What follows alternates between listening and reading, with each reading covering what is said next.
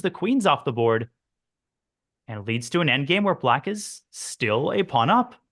And Uh-oh. I have a huge question in this position. What is rook doing on h6? Where does it go? Because it looks like it's kind of trapped, because if rook goes back to h4, it has only a 4 square. Yeah, it can't get back into the center because of this darn d4 pawn. Oh man, discoveries have caused Judith some problems. 95 is a badass move. I know Sagar Shah was behind this. I can feel his fingerprints all over this move. Some knight jumps have not been friends for Judith. Yeah, we had knight d5, in this case, knight e5. Knights keep on jumping. That's what I can see.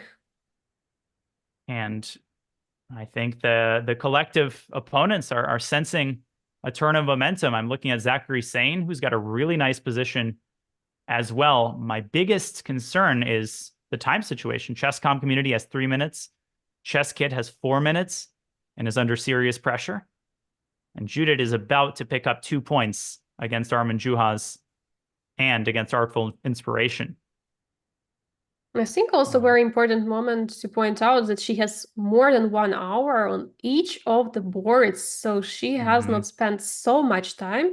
She has still more than half of the time with which she started the simul. So she started with 2 hours, now she has 1 minute, 1 hour, but all the communities are down to 10, in some games, 3 minutes. I mean, this is a huge time pressure for decision making, and you have only 10 seconds Mm-hmm. increment per move.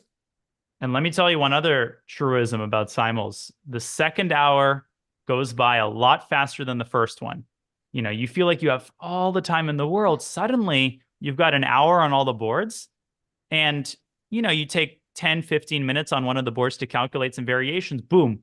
Suddenly you feel the heat. You got 40 minutes and all of the games are still going. So this is going to get really spicy. All of the games seem to be heating up at the same time. I'm looking also at the sports legends. They found a very strong move. They're actually able to create some counterplay here. Judith procrastinated on getting her knight back into the game, and I think she's paying the price for it here. Ooh, that F2 pawn is in the crosshairs of black's heavy pieces. Yeah, this bishop on d4 is really a nice piece. I mean, I'm not so sure knight on b6 does much anymore. Like knight on b6 is hitting no targets, while bishop on d4 is targeting that king on g1, pawn on f2. I mean, it's very dangerous right now. How do you keep the f file close? I mean, there is no way. I mean, either you will take on f5 or black will take on g4. I mean, it looks like the only move to avoid a worse position is knight c4, and that's not me talking, that's the Silicon Fiend. If you take on f5, because of the pressure on f2, you'll have to go rook f3. And the problem here is that you actually cannot take with the queen, because when the queens are traded, suddenly this rook is undefended. Another discovery will lead to immediate calamity. So you'll have to take with a pawn. And this is a pretty spicy attack here that black would unfurl against these weak f pawns. Let's see if So, Judith can muster up a move like knight c4. so much tactics, and you have to be aware of all of it. What about other matches we have against, for example, chess.com community? We have not checked for some time. Is there something Mm-hmm. exciting going on? Some endgame? Well, it looks like pieces are coming off the board. I think both pairs of rooks are going to come off the board, and I actually think black has some drawing chances here. Obviously, the bishops are much better in an open board, but black doesn't really have any targets. And chess.com, you guys have done a pretty good job of keeping the status quo, keeping this game going. Judith Very has some solid, very technical work to solid. do to convert this into a win. Yeah, absolutely. So some good resistance here, but 3 minutes on the clock. Yeah, it's not a lot of time. So No. what else do we have there? Um, Okay, so just a quick update. the Artful chess kid. Inspiration has sacked a bishop. We'll get to that in a second. Um, Judith is on the move here against Chess Kid, who have sliced into this pin. Looks like a pretty good position here still for Judith, who's maybe going to drop her knight back to c4. It looks like the c5 move, first of all, the cutting the bishop, but on the other hand, it's closing the bishop on b6, and Mm-hmm. it's not going to be active anymore. And after such move as knight c4, the bishop will be like a big pawn on b6 and not doing that much. So it's a Mm-hmm. bit dangerous. And also, of course, Judith is down in exchange in this position, but huge initiative and a much better position. Knight So what e4 about also those? possible. Yes, Mm-hmm. what about those artful inspiration? You were talking about some sacrifices. Well, they're trying to make the most out of a completely lost position, Ooh. and I like what I see because they were getting destroyed. But look at Queen C8 and Bishop H3. Why not? You got nothing to lose, so you might as well. Something tells me Judith is not going to uh, let this go anywhere. I mean, knight to H2. I just don't think Black has enough Tabasco sauce on the king side. White can drop the knight back, get the bishop into the defense. I think this is desperation, but it's Mm. what you got to do. It's what you got to do in a simul. You got to be aggressive. You gotta try, you gotta see, maybe it will work out, but yeah, in this case, there is not much pieces which can attack. But yeah, knight h2 was going to eliminate all the potential attacking opportunities with knight g4. Bishop on g7 is very weak, but Mm-hmm. still, a good try. What else do we have on the boards? What about the chess nerd Ooh. community? Chess nerd community headlined by Zachary Sane has a great position. Here, Judith is trying to bail out, but she's worse. And she has traded on e4, but I'm looking at her king. I'm looking at some of these weak light squares. Black is really playing without too much risk here. Again, the biggest factor here might be the clock. 4 minutes for Zachary and his community, but Black is better, clearly better on this board. Yeah, I'm wondering also about all the rules. Like, what happens if he's going to be and he and his community will be very low on time? Will he take over the game and then just execute the moves as fast as possible? It's going to be very interesting to see because otherwise they would just lose on time, right? Yeah, that's a great question. I think we'll try to clarify that during the break because you're right. I mean, it takes a certain amount of seconds just to vote on the moves. So there must be some contingency plan. But, I thought that 30 minutes ago, Judith was in command on all the boards. Suddenly, and this is what happens in simuls, right? The momentum has shifted.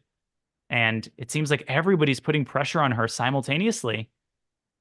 But this is where mastery is displayed. And I think that Judith's going to take over the initiative and the momentum one more time. She is not going to let some of these bad positions get to her. And it's going to get really spicy here in the third hour of the simul, Angelica. So maybe Yeah. now's the time for us to refill our coffee cups. Yeah, I fully agree with you. I'm sure something what Judith right now needs is probably one or two games to finish off those boards where she's completely winning, and then to have more energy for the rest of the Mm-hmm. boards. And meanwhile, we'll all take a sip of coffee or water or any other refreshment and be back here in the studio, and we'll see what the opponents, the communities have prepared for the time trouble against Judit Polgar in her simul of the Global Chess Festival 2024.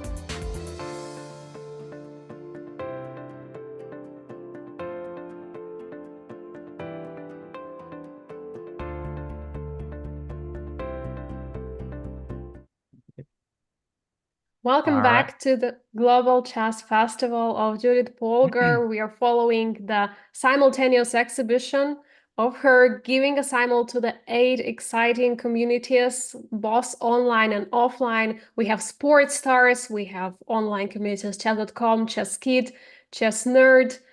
We have also artists here, and here we have, I have with me Daniel Norditsky. My name is Angelika Volkova. We are your hosts for today. The games are spicing up. Daniel, what is happening on the boards? Well, we got some wild developments. Before the break, we were singing the praises of almost all of Judith's opponents who were putting some serious pressure on her. But um, the Hungarian sports legends have made a move that's anything but legendary. They blundered a piece in one move. If the transmission is correct, they've played Queen E6, walking into the X-ray and allowing Judith to pick up. Going to the A6, right in front of your own queen on E2. You see this pin, you see that pawn is not protecting the bishop. I think what black missed is that they wanted to attack the knight on C4, but they missed it. Actually, after rook takes D4, it was capturing a bishop and protecting the knight on C4. So it's, of course, looking Oh, pretty bad as a whoa, whoa, development whoa. for... What? But Judith didn't play it. She played a different move, which is Oh, also winning, but I am stunned that she did not take on D4. That would have triggered immediate resignation. She played knight takes C5. And guess but what? it This looked... actually gives black a chance to win the piece back. Oh, really? I thought that actually Yeah. there is no way because rook is now pinned on d8, right? You cannot move the bishop, you cannot take the knight since Judith would take the rook on d8. Yeah, this is what Judith is relying on, but I think rook D to E8. I mean, black is lost. Let's be totally clear. Black is still lost, but this moves the rook out of the pin and it hits the knight, and it essentially forces an Mm. endgame, which again is probably lost for black, maybe completely lost.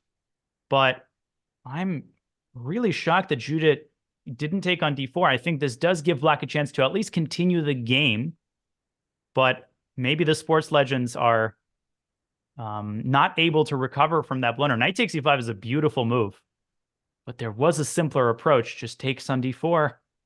Will this cost Judith? Probably not in this game, but maybe it'll put a little bit additional burden on her.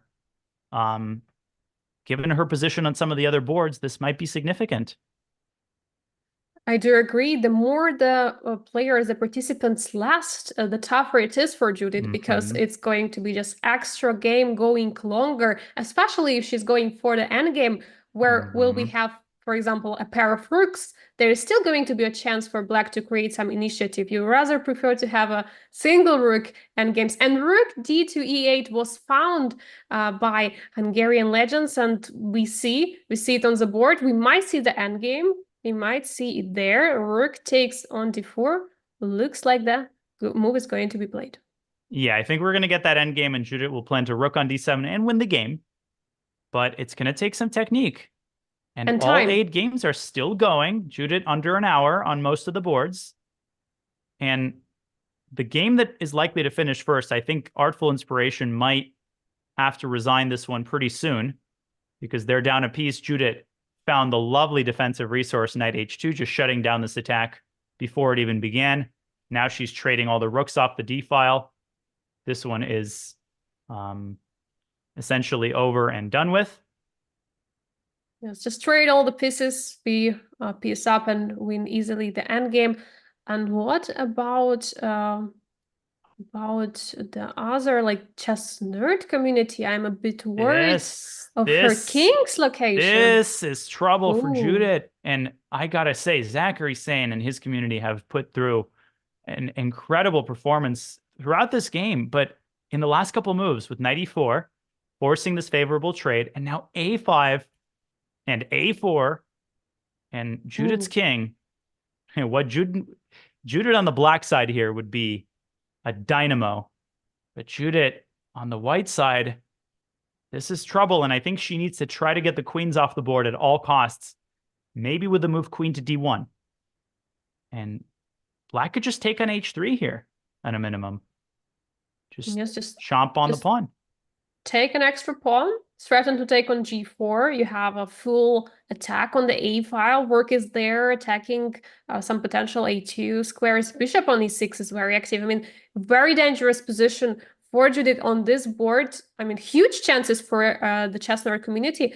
Meanwhile, what about the Champions of Courage? I think we haven't checked that game for some time. I remember they captured that pawn on d5 earlier on, and they're up a pawn in Yeah. this position.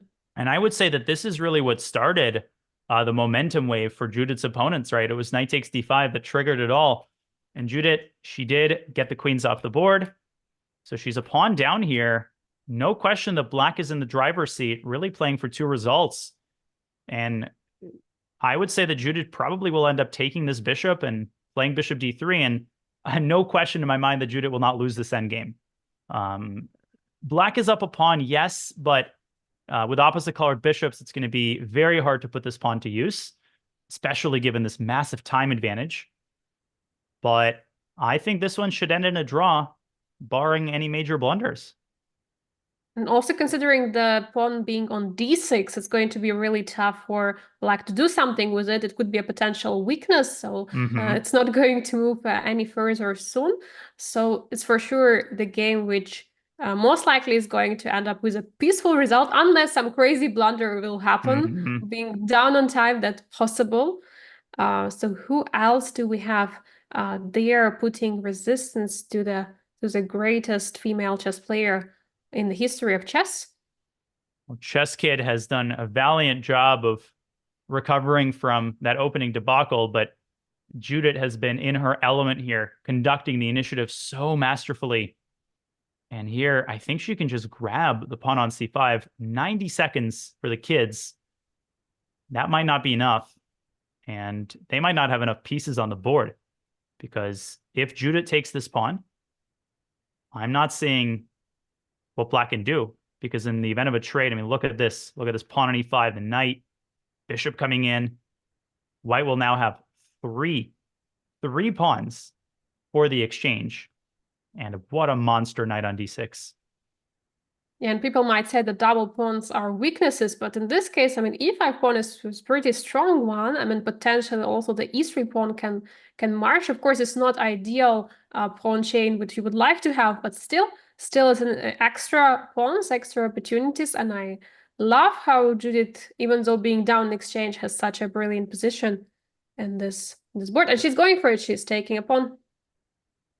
Indeed. And that was the board that she was thinking about. Bishop takes c5 should come close to sealing the deal. And I think the big question now is how quickly can Judith end and convert several of the winning positions that she has. If she can get those games done, as you said, that gives her the mental bandwidth and, you know, the physical space to focus on the difficult positions that she has. Especially the one against Zachary Sane. In terms of the chess.com game, I think chess.com just allowed a transition to a losing pawn endgame.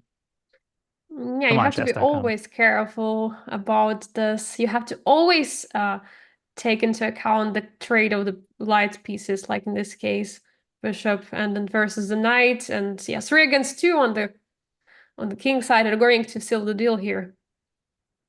Yeah, but actually it's not so simple. So let's say Judith takes on e6, which she will.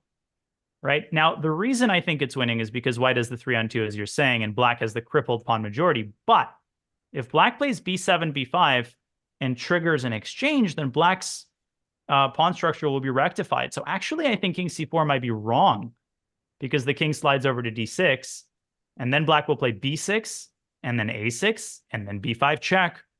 So Judith will still have to demonstrate some high-level endgame technique here. Maybe king to d3 is the secret sauce, and putting a pawn on c4, just shutting down black's pawn majority entirely, and then using this 3-on-2 and eventually converting it into an extra pawn. I think Judith has this one in the bag, though, with 57 minutes.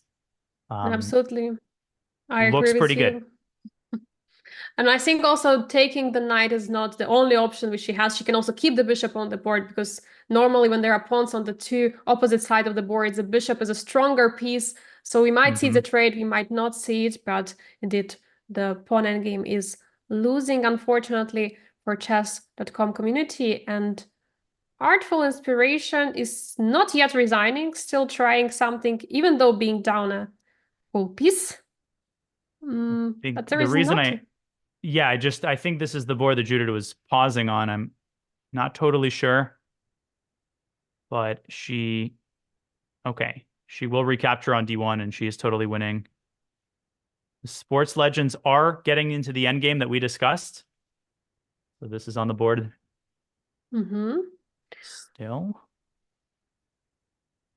Yeah, we see the moves have not yet been played here, but we expect some transition to the rook endgame, winning rook endgame for Judith. That will still cost some time and energy for her to fight it. What do we have else? Okay, so just to cap off this, we're expecting Judith to take on E5 and infiltrate to D7. And at that point, it'll be, a couple of accurate moves away from victory. Against the News Navigators, Judith is in big trouble, I think, in this endgame. Because the queens were swapped, as we discussed. Judith broke through with D5, but Rook E7 navigating this endgame so well. And Black is a pawn up with a 3-on-1 majority on the queen's side. Ugh. It looks very interesting, how the game started. I mean, if I remember correctly, News Navigator did some very big mistakes at the beginning, right? And then somehow they solidified and tried to play so well, even though they're getting down and down in time, now being up to down to 8 minutes on the clock. What about other communities, such as what about the quick improvers of International Master Armin Juhas? So let's take a look at that one. Just a quick update, Angelica. In the chess.com community game, Judith has traded on E6 and she has found King D3. That right there is some class by Ms. Polgar. Just the speed with which she sensed that this endgame is winning. That It's a tells you grandmaster approach. that's the sort of Eastern European school right there. Just sniffing out this endgame. She will win this game. But I gotta credit Armin and his team because they were down a piece, then they were down a rook, but they have managed to keep up the pressure here. And this is actually not as trivial of a conversion as I thought it was initially. White is a rook up, but these bishops are really nasty. And this dark square pin is not that easy to deal with. Judith has to be careful, and she has to keep this bishop on G7 at bay. What do you think about giving an exchange and staying a piece up in the position? Or wait, what it would be? It would be a piece up, right? Piece up. But if I could give away a rook for that bishop, I would. I would be considering a move knight D4. Maybe this is what you. And then after bishop takes E5, you can take this rook on E5. Then you can. Exactly. That would And be she ideal. plays knight C4. Also, great move, aiming for B6. Lovely. Looks like a huge domination by Judith on this board. What else do we have happening there? I mean, all the boards are being down on time. All the communities are being down to 8, 4. I see even 1 minute chess.com community. That's why probably they have been had to go for a move so fast because being on down 1 minute. Also Chess Kit community. Oh my God. Yeah, that one's in the toilet as well. I think chess.com and ChessKid might be going down all at the same time. Just quickly to ChessKid has lost another piece. Judith dropping her knight away. Boom, goes the dynamite. And now she's going to withdraw her knight. This is, I think, time to resign for the kids if Judith moves her knight away, because at this point she'll have 2 pieces for the rook. And this is just completely winning. Against the sports legends, Judith declined a queen trade, opting to win with an attack. Also reasonable, but all eyes on this game because Zachary took on H3, opened the A file, and now prepares to evacuate the queen back into the center. Judith maybe will try G5 to create some counterplay against Black's king. Judith is in trouble. I mean, this position where Black is up a pawn, black is up and attack on the king. A lot of things which can go wrong, but g5 is for sure something what we have to make sure is not a huge threat. But in this particular case, you might even just consider playing h5 after g5, so just to keep the position closed on the king side. Indeed. She has to make black scared. She plays it. Judith and the sense of an attack. This is a big move because if she can open the G file, things actually get spicy. Zachary's team down to 3 minutes, but H5 to keep the file closed. What about G6? Shove that pawn through like a battering ram.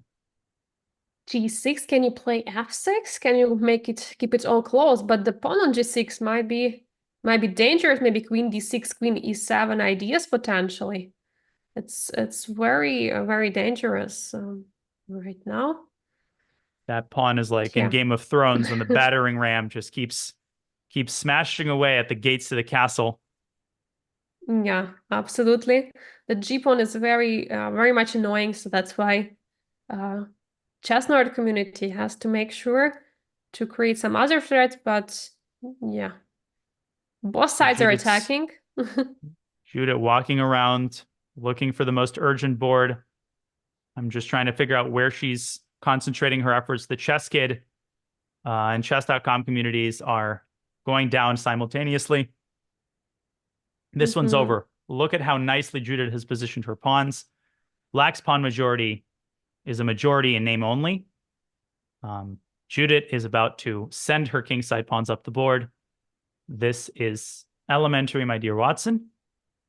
But I think it's also very instructive, right? That you are not taking the pawn on b5. So you have to make sure with white that you're not taking the pawn, because if you take with the a pawn, then we will see the c pawn being undoubled, and then there is going to be the pawn majority for black on the queen side. So there is a majority of the pawns on the king side for white, and there's going to be the same situation on the queen side. So that's why Judith is not allowing it while creating a passer on the king side, which is looking pretty easy. She's pre-moving the moves, I feel like. This was awesome. I'm just so impressed at how quickly Judith took on e6 and just understood what the winning setup is. This right here is, 30 plus years of experience. And for those who think, Judith is an attacking wizard. No, you don't become, number 8 overall in the world just by having one strength. She is a universal player. Now I think the only thing to avoid for white might be f5. No, this is a draw. What a tricky little resource by chess.com, because the problem is that black is a fortress. Black will have a fortress and white will have no way to cause Zugzwang in this position. And no way to get her king to e5. So Judith has to make a waiting move like king f3 or king e4. And Can she grab on g5? Can she grab? She probably can also do this. Yes. Yes. And the 2-on-1 should decide because king h4, king h2. And very instructive idea is just to wait it out, right? Just to go king h2, king g2, king h2, king g2. And eventually black runs out of waiting moves and has to evacuate with a king. Yeah, the king goes back, but the pawn's moving forward. And in this position already, there is enough of space for the white's king to enter the position. Looks like completely winning. Slowly but confidently, Judith is going to win this game. What about chess nerd position? Well, I'm worried about it. I am too. Well, Chess Kid is going down. They will resign any second now. G6, F6 on the board, Angelica. You called it. Zachary's team not worried about this monster on g6. This gives Judith a glimmer of hope. Can she go rook h1 and go for the h5 pawn? And actually threaten a checkmate. Oh, yeah. If queen takes on h5, there's going to be a checkmate on h8. What is black's response to rook h1? Maybe queen g2, threaten to take on g6, but... Queen takes h5. You just take it. You just take it. The eval bar doesn't seem worried. It's rook h1, bishop g4. But this is such a difficult move, counterattacking the queen. This might be the only way for black to avoid a disaster. And do they see that? I mean, rook h1 looks so logical. You want to capture on h5 in the next move, but bishop g4 intermezzo. Is chess community aware of this? I mean, they're down to 2 minutes on the clock. It's not so easy to calculate Not at all of all. these options. And remember, panic sets in. You start regretting, why did I allow a pawn on g6? But bishop g4 is what stands between black and essentially checkmate on the h file. Just a quick update. Hungarian sports legends. The queens have been traded as we expected. And Judith should convert this pawn up endgame in rook d8 check, rook d7. Really anything should seal the deal here momentarily. I A think lot of also the she has to be careful, yeah, because there could be some rook e2 idea, yeah, just trying to get to the pawn on mm-hmm. f2. And if two rooks are going to be active on the second rank, then might be some ideas of perpetual check. So it's Yep. indeed yeah, dangerous still, but winning for Judith. And that's probably why she should give the check on d8, right? To just force one of the rooks Mhm. off the board. And then when she infiltrates with the second rook, that would be a lot more effective. But you're right, rook d7, rook e2, still maybe a tiny glimmer of hope. Endgames are always tricky. Speaking of which, okay, Judith found all of the best moves against the chess.com community. She's just a couple moves away here from her first victory of the simul. Yes, and she's doing it all very quickly. We can see, has 49 minutes on the clock. On the most of the clock, she's like having at least 40 minutes, but not on the board against Artful Inspiration, but she's winning there. She's completely winning there, so we're She's not worried completely about winning. that. Yeah, she's taken c6. She's got 35 minutes, and this is going to be this is a done deal. Champions of Courage, not much has changed there. It's still that pawn up endgame, so not much to talk about there. Chess Kid might be going down momentarily here. And so that's going to leave us with, the toughest games. Looks like Armin Juhas has given up one of the bishops. And Judith, I Mhm. think, is planning on exchange sacrifice against the other one. But no, queen takes f3. He's taking the pawn. He's saying, I'm not yet taking on e5. Maybe idea could be also to take with a pawn on e5 and then put for something like e4, opening up the bishop. So it's still a bit dangerous because the king is fully Oh, opened on yeah. a1. You're up a rook, but your king is in a bit tough of a spot here. If I had this in a bullet game, I'd be pretty terrified against someone like Hikaru with white here. I mean, tell you, with all these random lateral checks. But Judith has enough time here. Judith is not Okay. afraid of Hikaru, so Or of Magnus, oh um, yeah. who hasn't Neither, seen yeah. the Madrid Blitz game at this point has become viral sensation. Okay. Zachary has played bishop g4, but interestingly, Judith did not go rook h1. She went rook e1, and still bishop g4 ensued. And these guys are sharp. These guys are sharp. They see everything. Bishop g4. I mean, it's very very difficult move to see. But also, Judy didn't go for rook h1. I think Judith's going to win this game, though, just because of the time situation. If she can move her queen up to the center, I mean, she's got rook a1, by the way, coming in because of the back rank mate. So that's another Hmm. idea as well. I feel like Zachary might not have enough time here just to navigate this position. It's And getting what about dicey. news navigators? News navigators still up a pawn, still playing like bosses. But Hmm. Judith's going after the a6 pawn. I think bishop b7 is her idea. Yeah, bishop e7 actually a huge threat. Also, bishop c8 attacking the bishop, which is Oh, pinned. yeah. By the way, Mhm. the sports legends have offered an exchange of all of the rooks, which is another winning pawn endgame for Judith. So that one is, I think, almost over. Yeah, This we is are seeing a lot of end games and pawn end games. and this is what happens in simuls. Like usually you have 4 or 5 games ending at the same time. This is really common. It's just the nature of how simuls work. The chess.com community should be resigning here as well. Yeah, this pawn end game with a pawn on g5 looks very terrifying. So what else? We have only basically that game against the chess nerd community and the chess navigators, the games which are looking still suspicious, but Judith has a lot of time, right? That's her main advantage here.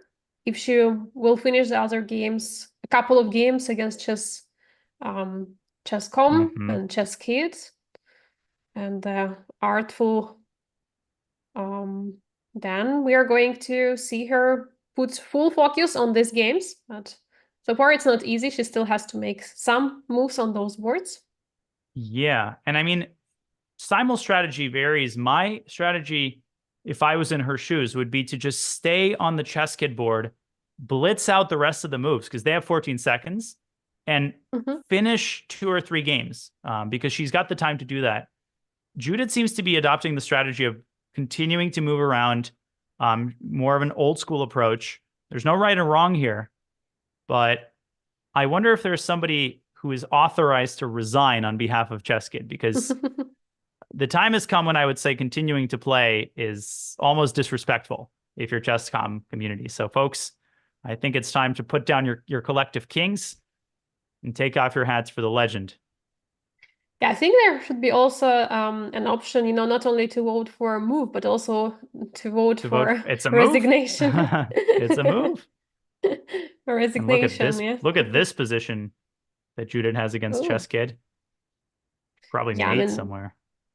actually, yeah, the king looks like almost checkmated. If knight goes to c4, bishop h3 would be a checkmate. Okay, Mm. now which board is Judith focused on here? Is it the one against Zachary Sane? It's tough to say because I don't really see her right now in the picture, but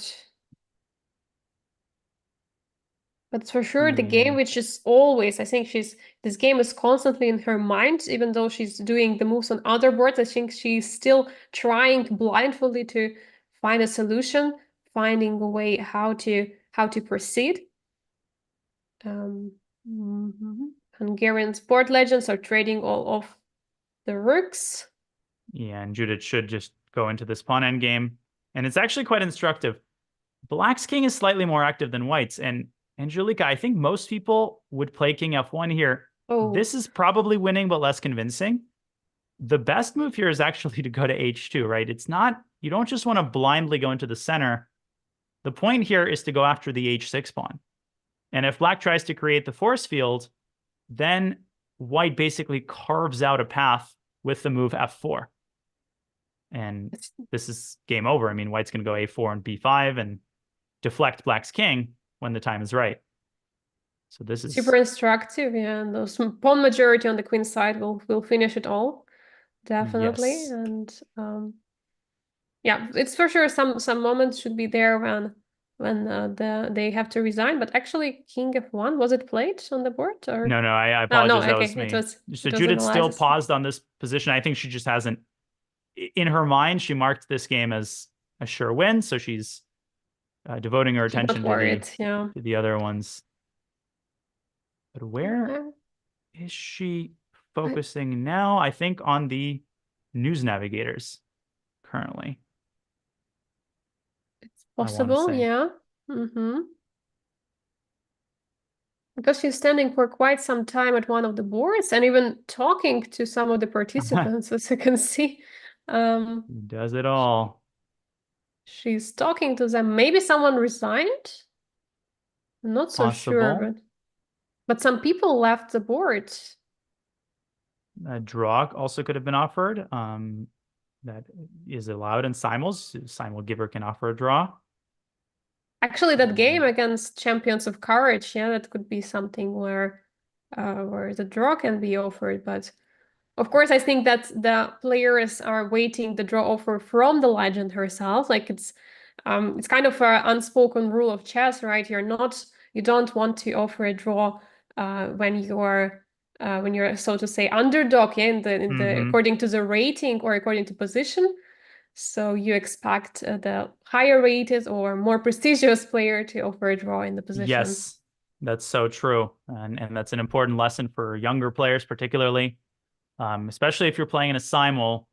You don't have to accept the draw, right? If Simul Giver offers a draw, you think you can win, you can play.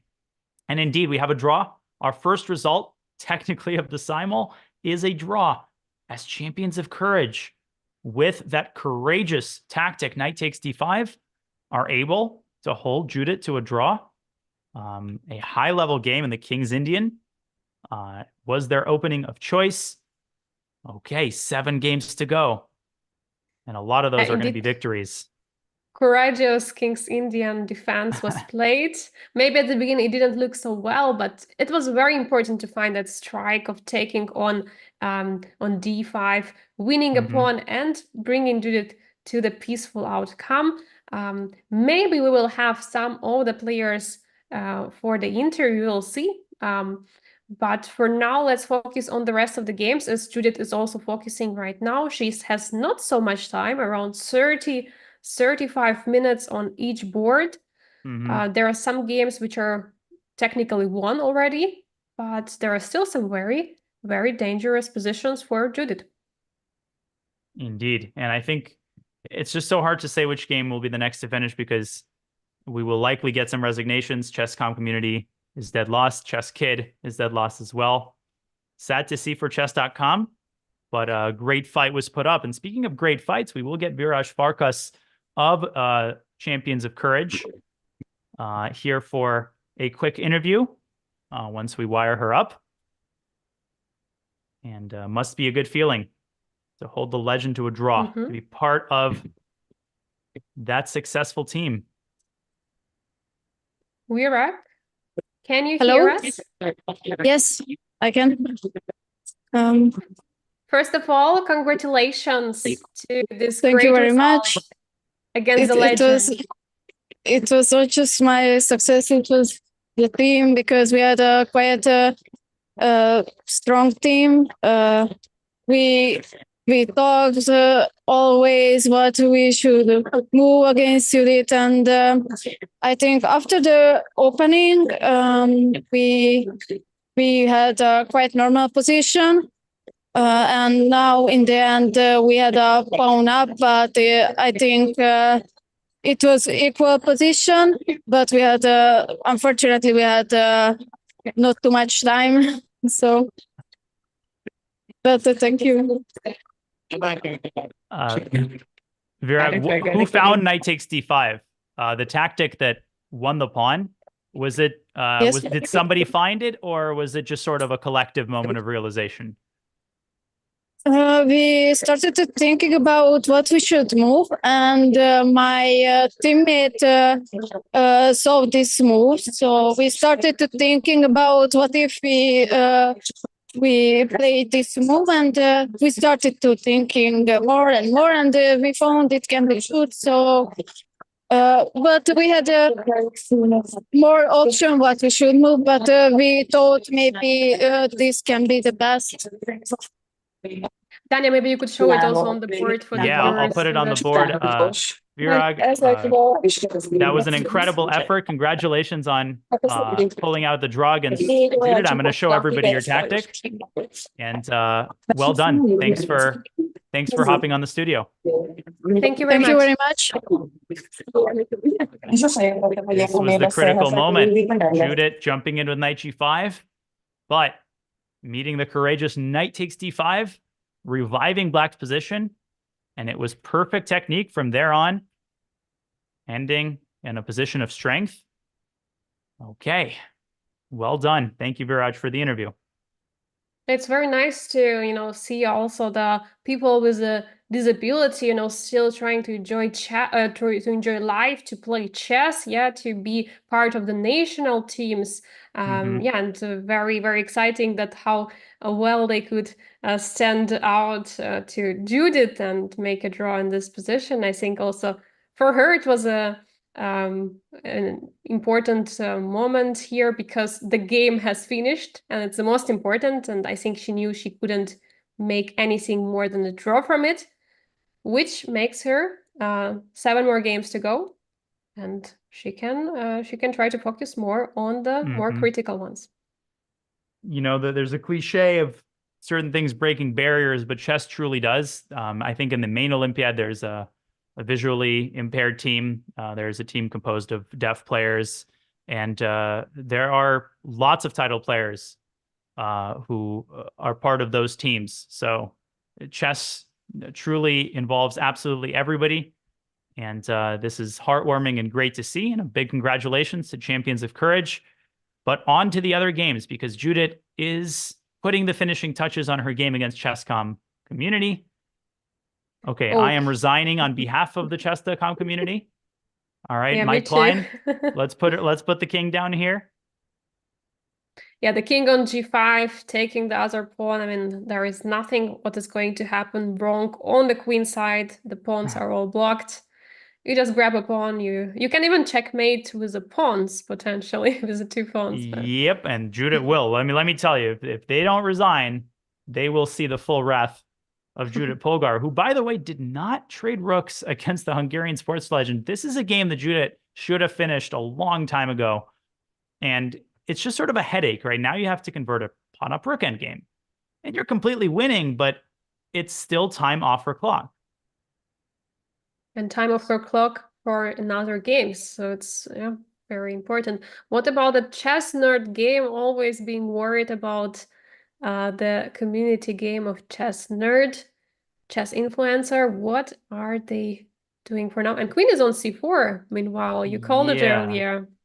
So check, king h8. This is the current position. Judith has been focused on the other boards. My initial thought here was rook e1 to h1 to try to set up the threat of queen takes g4. But guess what?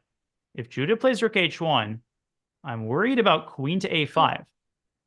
And the issue is if you take on g4, boom, it's not mate, but the problem is that black can simply take the rook, simultaneously protecting the h-pawn and basically winning the game. This is definitely the best chance that anybody has of defeating Judit Polgar, but they've only got 90 seconds against one of the strongest attackers in Judit with an excellent move to stop queen a5, or maybe not. I like this move. I think it's practically good. I do too. Yeah, it looks very, very good move. I was thinking about rook a1, trying to trade off the rooks just to try to eliminate the attacking opportunities. But yeah, before it looks logical, maybe just weakening a little bit the position of the king. Maybe b5 and queen a7 could be something. But yeah, I mean, still, position is difficult, but still some chances for Judith to go with this rook h1 idea all the time is in the air. And apparently the best move is bishop f5, and they found it. And this is like Magnus Carlsen might have left the Bermuda party to join this team because they are just monsters. And this is such a hard move. You're leaving the h-pawn undefended and going after white's only big strength, which is the g6 pawn. If you can win this pawn, then black's king is safe. If black's king is safe, then black can focus his attention on the a file. How do you protect the pawn? I mean, insane. Insane. Zachary, insane.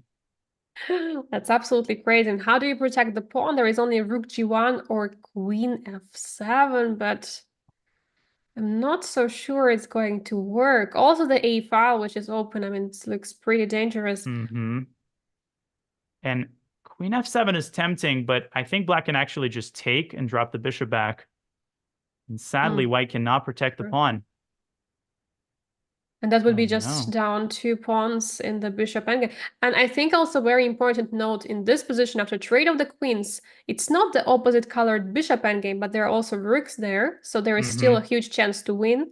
Because normally people think, oh, we have opposite colored bishops, so it should be a draw in the endgame. But it's not in this case. Rooks still count, and a lot. Okay, looks like Chess.com community might have resigned. Let's see. Somebody resigned. Oh, looks like Hungarian sports legends might have resigned. Yeah, looks like... No. We're just getting news that there is a result, but we're trying to figure out what it is. I think it's another draw. The news navigators. Judith managed to take a pawn, and we see that there is a draw. Yes. On the right side, on the left side of the board. A So draw they was agreed offered on and a draw. accepted. And a reasonable result, Angelica. I mean, I think Judah did a great job winning the pawn back. Black is probably a little bit better here, but given the time situation, a good result for Judith, who was in serious danger of losing this game. Now she can focus on the other boards. So a second draw by Sagar, Dirk, and company. Yeah, we might All eyes. get someone in the studio from the news navigators, and yeah, we can maybe ask some questions about the game because it was actually a very interesting game. It also started very slowly, but finished very interestingly. Meanwhile, the chess kit and chess.com community are not resigning. They're still, I mean, the chess kids are still fighting, actually. They actually still at least have some meat on the bone. Chess.com community, I'm putting my Russian coach hat on and saying, very disappointing. You need to resign and respect the, the legends. But hey, And you meanwhile, guys we have do your thing.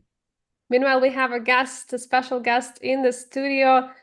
Sagar Shah is here, the founder of Chess-Base India, and also one of the participants of the SIMUL of the News Navigators team. Hi, Hello. Sagar, how are you doing? Hi, Angelica. Hello, Daniel. Hi, Sagar. Man, what a game. You had Judith on the ropes. You guys are just a team of beasts. What was it like? I think it was like Bodhana being there gave us so much of confidence because she had no nerves. She was calculating like every single move. Tremendous. And you had this I thought 95. yeah, Sorry. this was something that Bodhana thought. But even before that, I was thoroughly impressed when she suggested this move F5. I don't know if that move can be pulled up, but it was an amazing move that she played, weakening all the dark squares. And yeah, it was not here, like EF6 later on. Afterwards, like when we got another chance. Yes, this move. Maybe it's. I felt it was risky, but it was a great like practical threatening. chance. Yeah, great practical try. And then who found 95? Because that was badass. Yeah, this move. That was the move. was Bodhana. Yeah, that was brilliant. Again, her like she. She's too strong, and I think I really enjoyed being with her here. She's here now. Bodhana, you should tell about your 95 move. Wow. Hey, Bonana. Hi.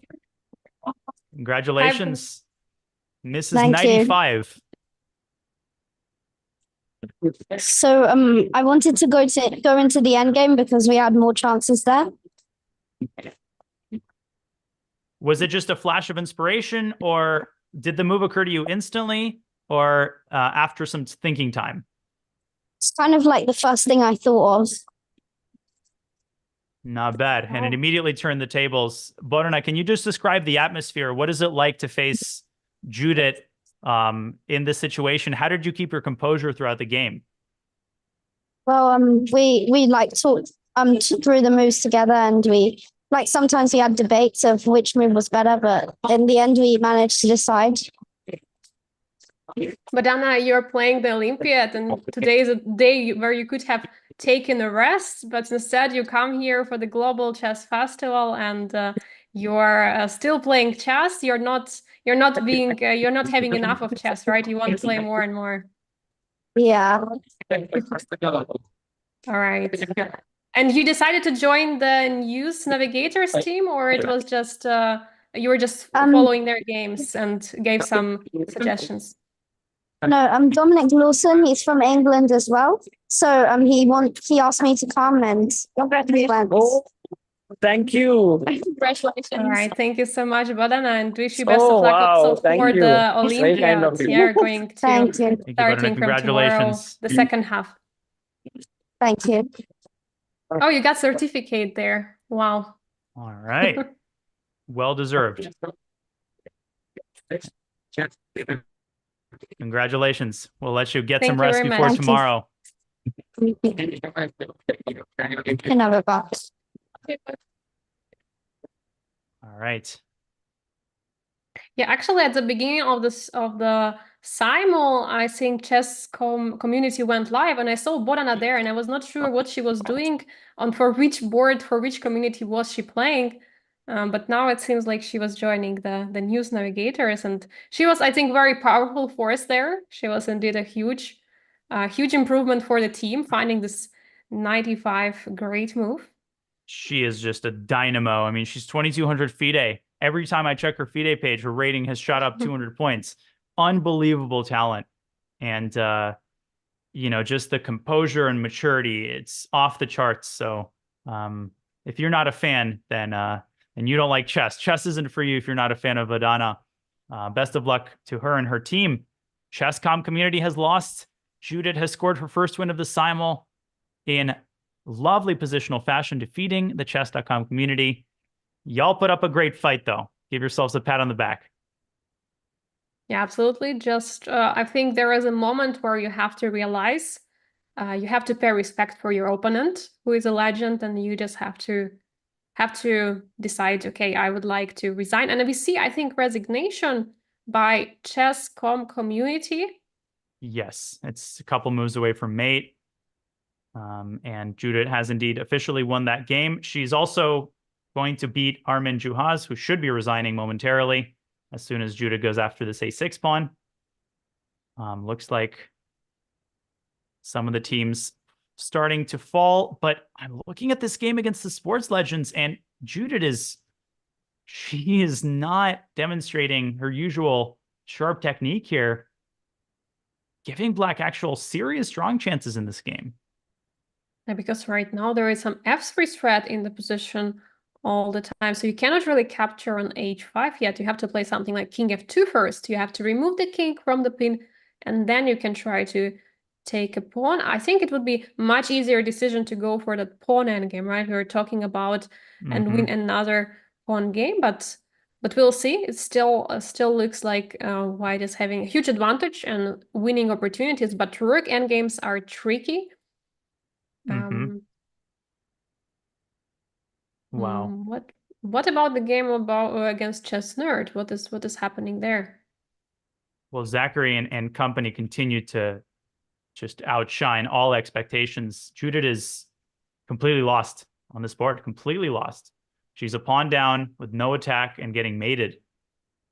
This will take a miracle to turn around.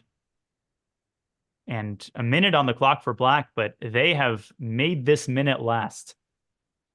And I'm not seeing it here for Judit. She has to finish some of these other games and devote her full attention to just lasting as long as she can on this board. Maybe queen to c4. Try to get the queens off the board. I'm not even seeing a way to do that. Yeah, because queen d5 is a huge threat, right? Queen d5, rook a2, queen a2. I mean, there are a lot of things which hang there. You have to go back with the queen to c4 to stop that threat. But bishop to a6 could be also a move. I mean, this is very tough to find a solution. And actually, I mean, I'm just looking at this at the time on this board, and I remember that Thackeray and the company, the Chess Nerd, had 1 minute, I don't know, like 10 minutes ago or 15 minutes ago, and only Judith's time is going down in this game, and they still at 1 minute. It's impressive. Let me remind you of the truism. The second hour passes a lot faster than the first. And we're seeing that here because Judit is down under 20 minutes on some of these boards, including the game against Artful Inspiration, who've somehow been able to keep fighting this entire time and actually keep a position which at least has some life. Judit has to move her queen here while keeping both of these pawns protected, which I don't think she can do. I think she has to give up the e4 pawn, but that means doing some calculation. And, if she's under 10 minutes, that's when things start to get a little concerning. Which board is she currently focused on? I think she's trying to find a move against the nerds. Yeah, it looks like she's at that board. Yeah, I slightly can see that the Thackeray is sitting there. I mean, she's spending quite some time. She's not sure. I mean, I'm also not sure. But okay, on the other hand, let's maybe remind everyone, Judith is not just playing against one person who is sitting there. She's playing against the whole community. And while talking about chess.com community, we're speaking here about millions of users, millions of players who potentially can play against her. So we don't know how many exactly voted. So it's playing against a group of people, and which actually eliminates this blunder opportunity when you're sitting there thinking all together. And if someone blundered, the other person can spot it and stop you from blundering. So that's kind of an advantage of this community, Simon. It is indeed, and makes it, just hard because all the games are going to go on for a long time. 3 results thus far, 2 draws and a victory for the legend as Judit comes up with a move, Queen D1. She needs to keep this game going as long as she can. And that is what super GMs are so good at. Look at this sneaky little move, threatening H5. And Judith says, hey, I got some threats up my sleeve. Bishop E6 here, I think, is the most accurate response. Yeah, is there even any doubt that Zachary is going to find it? Yeah, I mean, it looks very, very aggressive. You're going all the way with rook to A2. And meanwhile, actually, if we can pull up maybe the footage of the playing when Judith was just recently talking to Mike and to Evan, and they both already resigned. So Chess Kid and Chess.com community just resigned. Just there was a handshake with the Judith. We don't really see it now because all the cameraman, all the videographer wants to take a footage of Judith. But there has been a handshake and the games are officially over. Chess Kid has resigned. The position was totally hopeless. Very gracious by Funmaster Mike. And a great fight put up by the kids. It was tactical. They recovered from a bad opening and did everything they could. Armin Juhas has also resigned. Full rook down. This leaves us with only 3 games remaining. The Hungarian sports legends have blundered.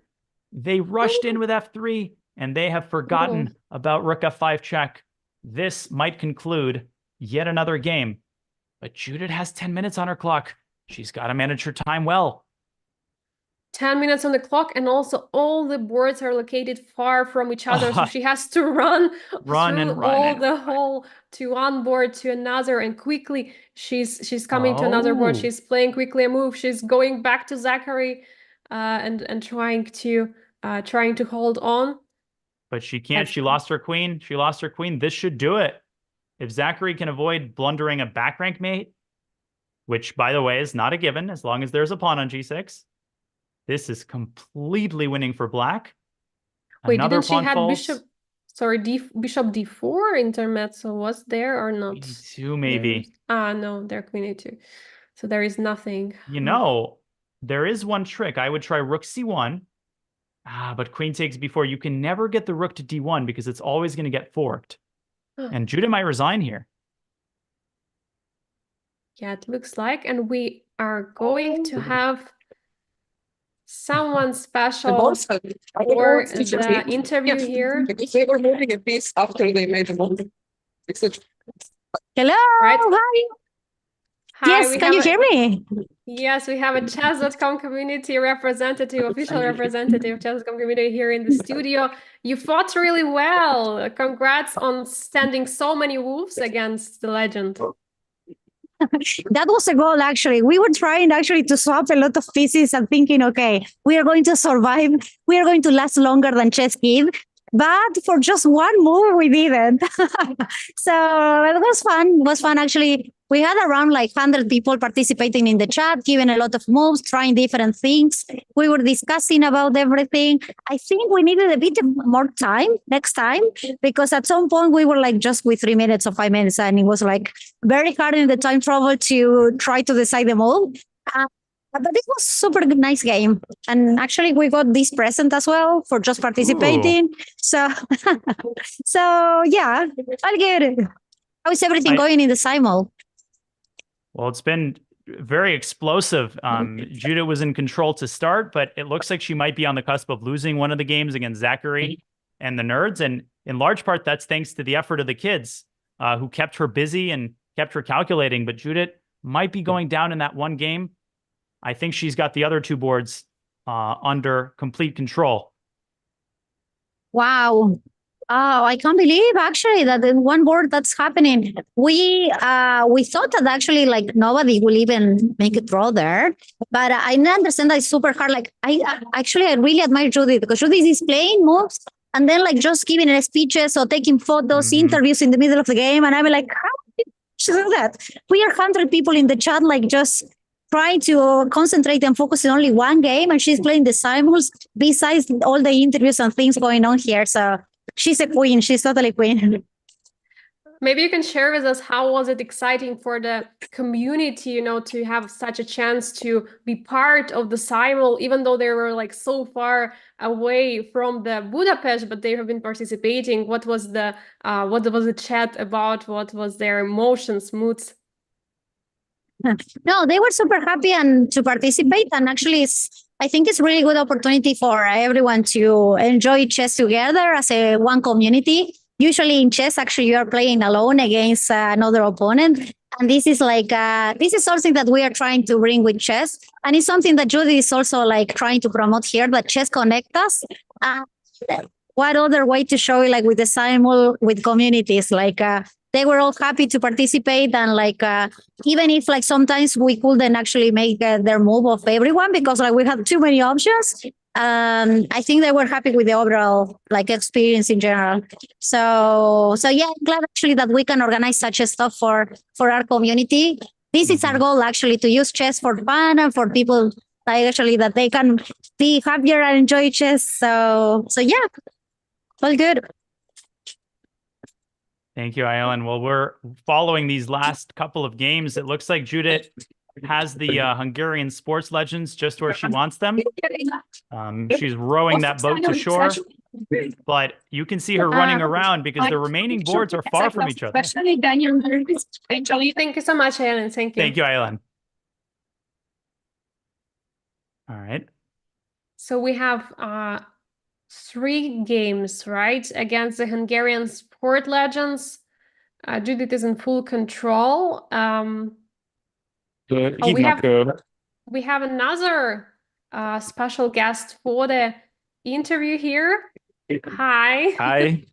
Hi, everyone. So yeah, we are having here with us one of the community representative or international master, Armin Juhas. How did your game go at the end? I mean, did you lose? I'm sorry, because we were following another game and their games are finishing so quickly after another. Yes, unfortunately, we lost. So it was a very interesting game. My community decided to play the accelerated dragon. And I think in the very beginning, we had a very nice position. And also Judith mentioned that if we played d6 earlier, maybe we could be better. Okay. Later, White played long castles, which was very exciting if you check the game later. And okay, my kids decided to take one free pawn, but that was a gambit pawn. And okay, unfortunately, after that, we lost a knight. And later, we decided to sacrifice an exchange as well. And okay, we had some counterplay because we had a dragon bishop, but we were down a rook. So against Judit Polgar, it's very difficult with one rook down. Huh? Well, you guys put up a great fight. Can you talk a little bit about the atmosphere and just the general feeling of playing a legend like Judit Polgar? What does it mean for you and your teammates to have an experience like this?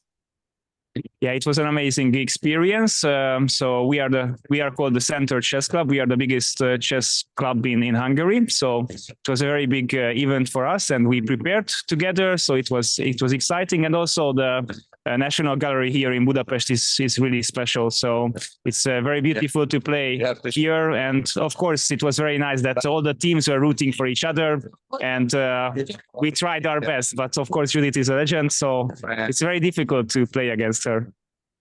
Are you also taking some part of organization of the Chess Olympiad besides, you know, being here today at the Global Chess Festival? Are you being also at the Chess Olympiad?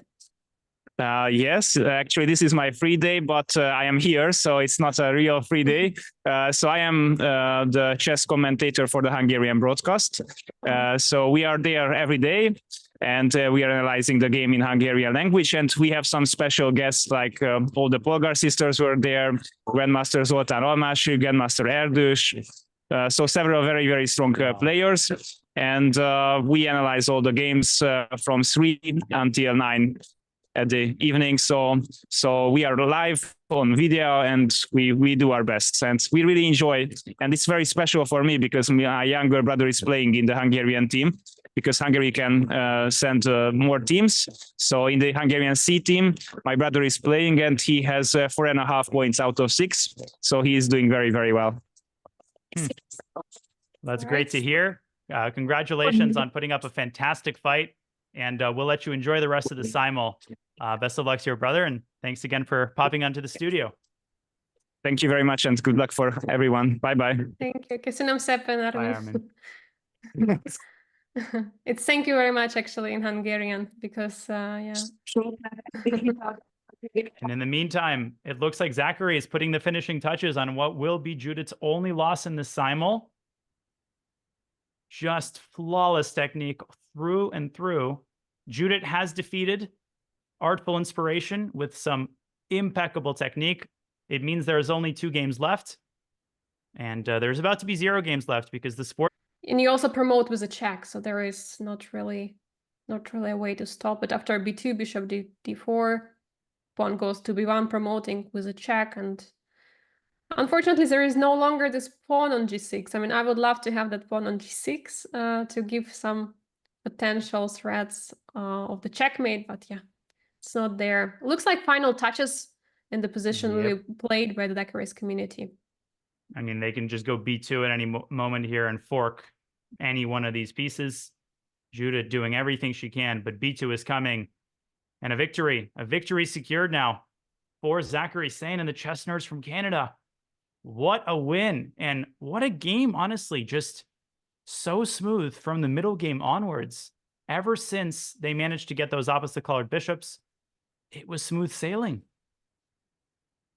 It was very smooth, but I'm just recalling this one moment in the game, in the opening. If you remember, there was a knight e6 opportunity for Judith, Yes. where she didn't take that pawn. This that could moment have right been here, it would have turned the game around. It would have won the game right out of the opening. instantly, right?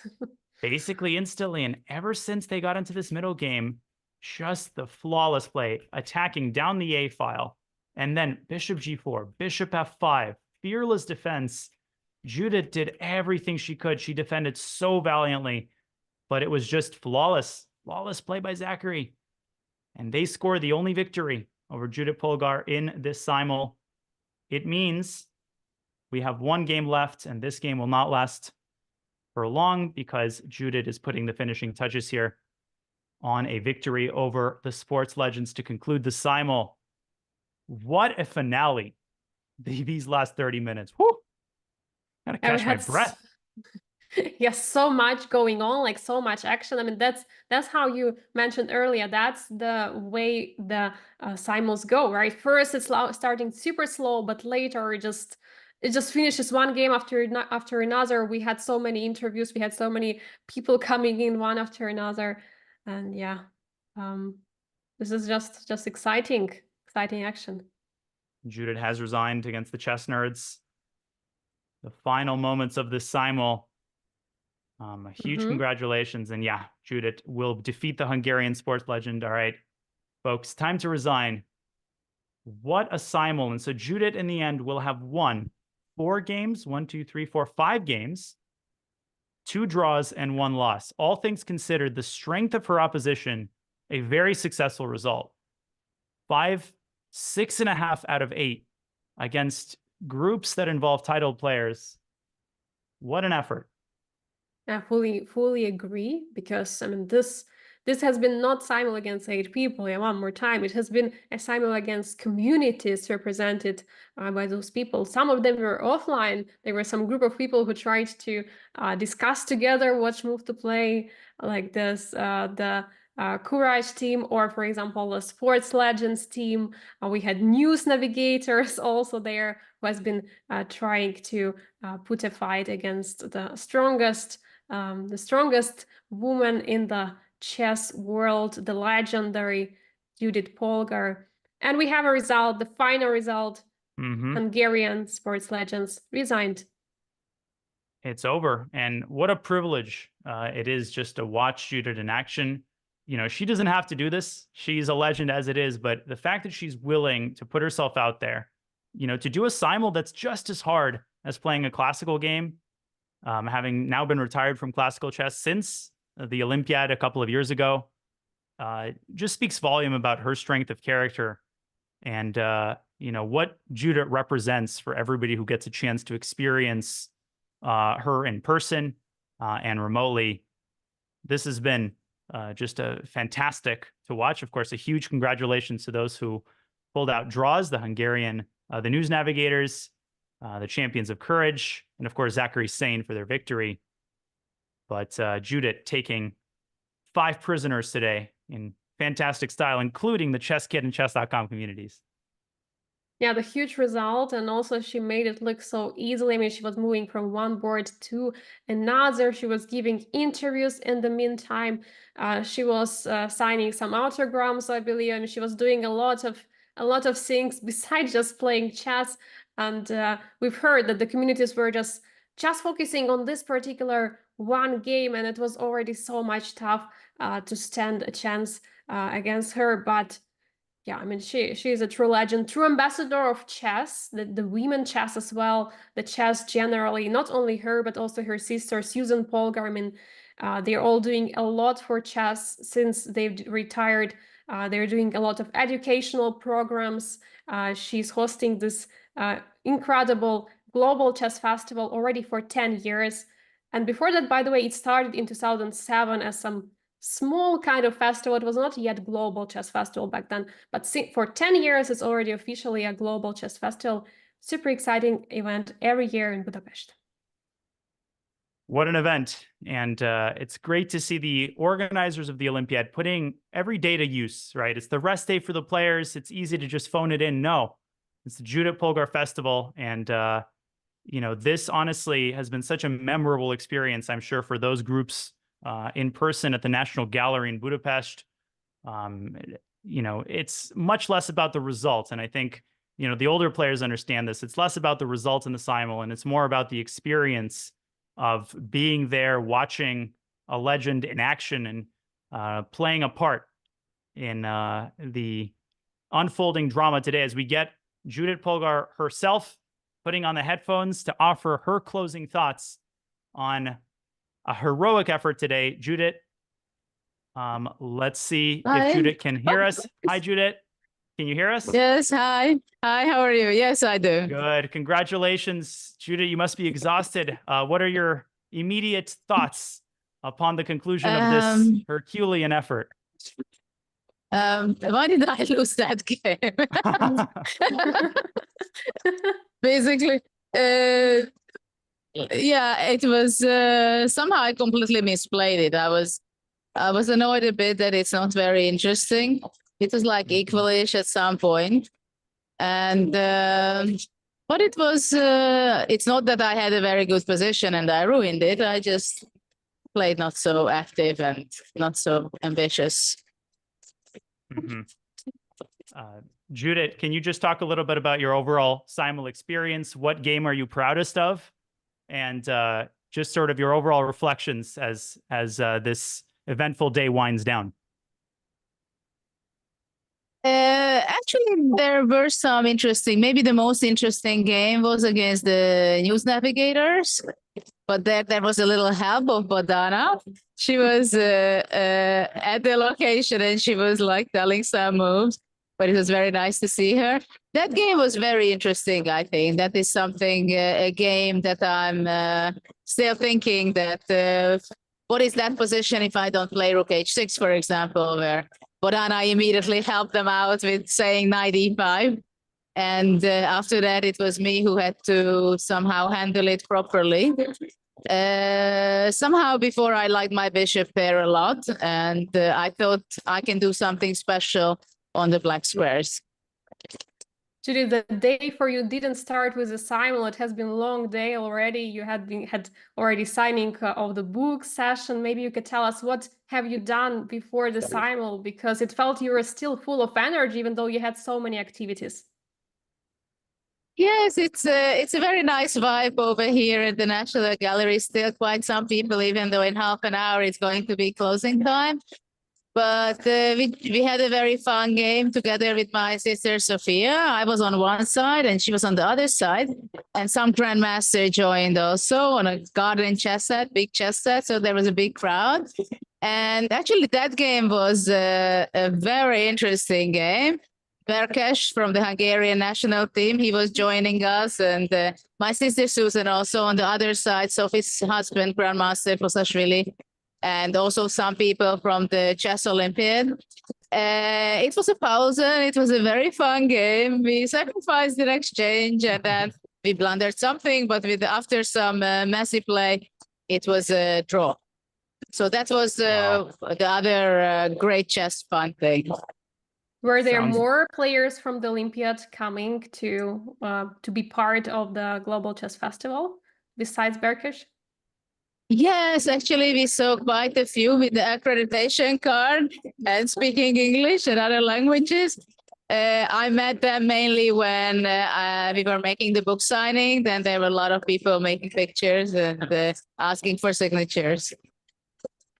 Judith, before we let you rest, can you quickly talk about your the rest of your Olympiad plans? What are the plans for the next few days? And just your final closing thoughts on today's festival. Actually, it's kind of a chess marathon for me because it is the Olympiad. I have the Global Chess Festival running. This was first day. And tomorrow there's going to be an educational chess summit where we have more than 20 speakers talking about chess, how it helps education and what are the benefits, which I'm very excited about. And later on the 20th, I'm going to be commentating the Olympiad on chess.com, which I'm very much looking forward because at least I have the time then to follow some of the games. And then the last 2 days for the weekend, I'm going to be probably going out to the venue of the Olympiad and trying to enjoy.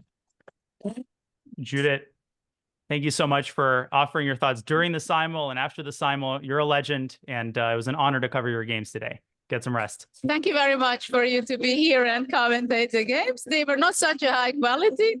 Maybe next time. Thanks. Thank you very much. It was fun. Thank you, Judith. Bye. Bye. And with that, Judit Polgar, the greatest female player of all time.